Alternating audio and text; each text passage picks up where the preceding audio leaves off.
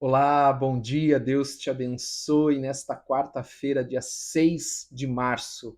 Forte abraço para todos vocês, é uma alegria poder estar aqui mais uma vez compartilhando a palavra do Senhor. Que Deus te abençoe em nome de Jesus. Eu quero te convidar a abrir aí a sua Bíblia em 1 Coríntios, primeira epístola de Paulo aos Coríntios, o capítulo 12, o verso de número 12.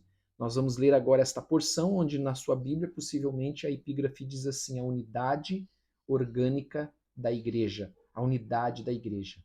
Amém? Enquanto você encontra, nós já vamos falar mais sobre isso. Nós vamos primeiro orar. Pai, em nome de Jesus, nós te agradecemos por esta manhã. Pedimos que o Senhor nos dê o teu espírito para que tenhamos o entendimento para praticar a tua palavra. Em nome de Jesus, ajuda-nos, Senhor, nesse dia. É o que nós te pedimos. Amém e amém. Amém? Glória a Deus.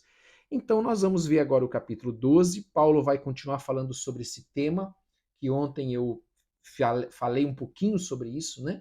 Essa dúvida que a igreja tinha sobre tudo, se tudo procedia do Senhor, mas principalmente a ênfase aqui, amados, é esta divisão que havia dentro da igreja, aonde havia uma competição, um queria ser usado, queria os dons espirituais para benefício próprio, ser usado e dizer, eu sou mais usado por Deus do que você, não entendendo que a igreja é um corpo. E é disso que Paulo vai falar. Que todos são importantes numa igreja e que Deus concedeu a cada um conforme a necessidade desse corpo. Amém?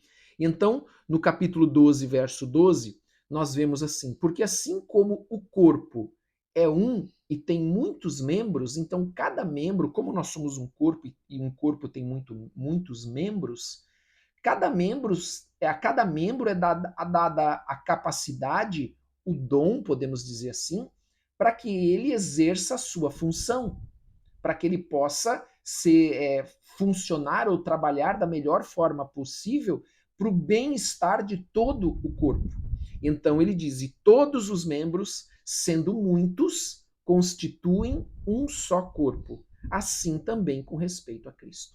Então Paulo está dizendo, olha, com respeito a Cristo, a igreja é o seu corpo e a cada um dos membros dessa igreja tem uma função. Tem uma função nesse corpo e é importante para esse corpo. Versículo 13: pois em um só Espírito todos nós fomos batizados, em um corpo. Isso aqui fala sobre o batismo no corpo, que é quando nós aceitamos Jesus, reconhecendo Ele como nosso único e suficiente Senhor e Salvador, nós somos regenerados e nós somos, a partir deste momento, nós somos é, é, batizados no corpo, que de forma geral seria assim: nós somos tirados do reino das trevas para o reino da luz, que é o reino de Cristo. Agora nós estamos no corpo de Cristo, nós fazemos parte do corpo de Cristo. Então também nós podemos entender que anteriormente nós não fazíamos parte do corpo de Cristo, nós fazíamos parte de um outro corpo. Amém? Que você já sabe qual é. Então, diz aqui, pois em um só corpo todos nós fomos batizados em um corpo, quer judeu, quer grego, quer escravo, quer livre. E a todos nós foi dado beber de um só espírito. Veja, há uma ênfase muito importante aqui que Paulo continua dando nesse capítulo 12 e que é um dos temas desta epístola, a unidade. Não pode haver divisões. Eu sou de Paulo, eu sou de Apolo, eu sou de Cefas. O corpo de Cristo é um só, porque também o corpo não é um só membro, mas muitos. Sabe aquele membro ou aquela pessoa dentro da igreja que quer se destacar como se ela fosse a mais importante e sem ela a igreja não funcionaria, não existiria? Não é verdade, porque a igreja ela é um corpo. E no corpo cada membro tem a sua função e a sua importância. Se disser o pé, porque não sou mão, não sou do corpo, nem por isso deixa de ser corpo. Se o ouvido disser, porque não sou olho, não sou do corpo, nem por isso deixa de o ser. Se todo o corpo fosse olho, onde estaria o ouvido? Se todo fosse ouvido, onde o olfato? Mas Deus dispôs os membros, colocando cada um deles no corpo como lhe aprouve. Quem que determina o lugar de cada um no corpo? O próprio Deus, em nome de Jesus. Amém? E no versículo 19 ele diz assim, ó, se todos, porém, fosse um só membro, onde estaria o corpo? Sabe do que Paulo está falando aqui? Algo muito importante também. Falando que havia muitas pessoas na igreja de Corinto que, por causa deste espírito de competição, não entendendo que eles eram um só corpo, eles estavam questionando a sabedoria de Deus quanto à distribuição dos dons. Eles estavam insatisfeitos com o dom que eles receberam. E Paulo então fala tudo isso sobre o corpo para dizer, olha, por que vocês estão insatisfeitos com o dom que vocês receberam, se quem deu foi Deus na sua sabedoria e na sua soberania. Mas eles estavam insatisfeitos, muitos estavam insatisfeitos, porque eles queriam dons mais proeminentes que os destacassem mais, eles estavam insatisfeitos com o lugar deles no corpo de Cristo. Percebe a seriedade desta palavra? A seriedade dessa epístola? Aí hoje não, mas amanhã você vai entender por que o capítulo 13 de 1 Coríntios fala sobre o amor. Porque em todo momento o problema dessa igreja é a divisão. São as facções, uma igreja carnal. Amados, viver e andar como esta igreja andava era ser, como Paulo afirmou lá no início, não sois espirituais, mas sois carnais, porque vocês estão competindo, brigando entre vocês, insatisfeitos com os dons que Deus deu e distribuiu a cada um, conforme lhe apraz, conforme apraz o Espírito, para a edificação da igreja. Não entendendo o quanto você é importante, porque na verdade eles queriam se destacar. Veja, o Senhor deu àqueles membros nossos, como no corpo, que são ocultos, tanta importância quanto aqueles que aparecem. Não é verdade isso? Versículo 19, 20. O certo é que há muitos membros, mas um só corpo. Nós precisamos entender isso. Amém? O corpo não está dividido. Cada um tem a sua função, cada um é um membro deste corpo, faz parte de um membro deste corpo, e o corpo todo é um só. Este corpo que nós estamos nos referindo é a igreja. Não podem os olhos dizer à mão, não precisamos de ti, nem ainda a cabeça aos pés, não preciso de vós. Veja, eles estavam preocupados, o olho, né, ou os olhos se destacam, a cabeça se destacam mais do que os pés. Mas eu posso citar para você no meu tempo de exército, como os nossos pés são importantes. Só quem fica uma semana, né, no mato, na selva, conhece e aprende a importância de cuidar dos pés, como eles são importantes. Então Paulo está dizendo exatamente isso. Não pode, versículo de número, não precisa, versículo de número, taranã, perdi aqui. O certo é que há muitos membros, mas um só corpo. Não podem os olhos dizer à mão, não precisamos de ti, nem ainda a cabeça aos pés, não precisamos de vós. Pelo contrário, os membros do corpo que parecem ser mais fracos são necessários. Não é verdade isso? E aos que parecem menos dignos do corpo, são aqueles que estão escondidos, a estes damos muito maior honra. Também os que em nós não são decorosos, revestimos de especial honra. Porque todos são necessários. Eu lembro, voltando a essa história do quartel, eu lembro de pessoas que estavam com a sua... Nós estávamos no campo, como nós chamamos, né? E eles estavam lá, tudo em ordem, menos os pés. Então, ainda que a cabeça quisesse fazer, ele não conseguia fazer pelo problema nos pés, pelas feridas, pela dor, pelo que havia acontecido com os pés. E Paulo está dizendo exatamente isso. Não pode a cabeça dizer aos pés, não preciso de vós. Porque ainda a cabeça, se tiver, mesmo que a cabeça esteja boa, em perfeita condição, se os pés não estiverem, você não vai a lugar nenhum. Amém? Versículo de número 24. Mas os nossos membros nobres não têm necessidade disso. Contudo, Deus coordenou o corpo, concedendo muito mais honra àquilo que menos tinha, para que não haja divisão no corpo. Pelo contrário, cooperem os membros com igual cuidado em favor uns dos outros. Veja, ele está falando da unidade.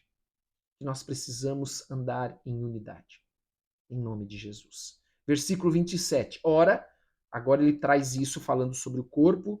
usando o corpo como uma figura, ele traz isso agora para nós como igreja.